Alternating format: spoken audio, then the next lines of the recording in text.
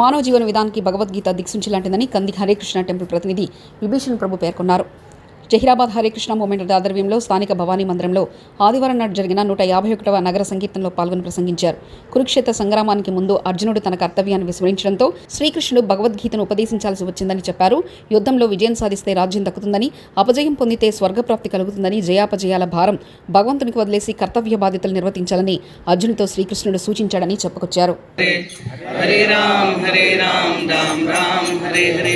Hare Krishna Krishna Krishna Hare Hare, Hare Ram Ram Ram Hare Hare, Hare Krishna Krishna Krishna Hare Hare, Hare Ram Ram Ram Hare Hare, Hare Krishna Krishna Krishna Hare Hare, Hare Ram Ram Ram Hare Hare, Hare Krishna Krishna Krishna Hare Hare.